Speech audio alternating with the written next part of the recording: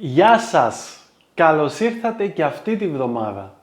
Σήμερα θα απαντήσουμε μία ερώτηση από την μαθήτριά μας Βερενίκη, η οποία μας ρώτησε πώς χρησιμοποιούμε τη λέξη «ως» στα ελληνικά.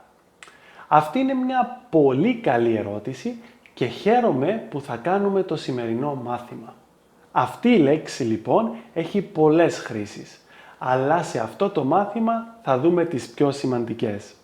Τις χρήσεις που εσείς θα χρειαστείτε περισσότερο. Η πρώτη και πιο γνωστή χρήση της μικρής αυτής λεξούλας είναι με την αιτιατική και έχει την ίδια σημασία με τη λέξη μέχρι. Δηλαδή δηλώνει το τέλος μιας κίνησης, μιας ενέργειας. Για παράδειγμα λέμε «Από το σπίτι μου ως το γραφείο είναι μισή ώρα με τα πόδια». Ή μπορείτε να πείτε «Τον συνόδευσε ως το σταθμό». Αν θέλετε βεβαίως, δεν λέτε τη λέξη «ως», αλλά τη λέξη «μέχρι», χωρίς να αλλάξει η σημασία. Επίσης να θυμάστε ότι μετά το «ως» βάζουμε αιτιατική.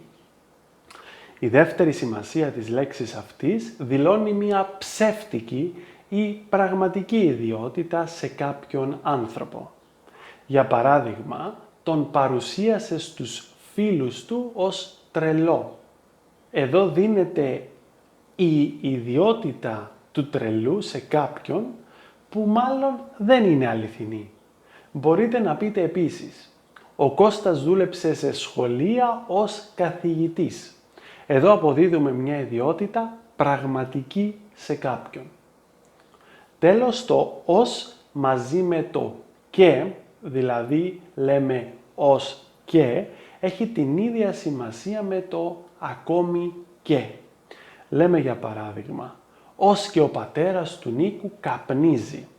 Δηλαδή ακόμη και αυτός που δεν το περίμενα ότι θα καπνίζει, το κάνει.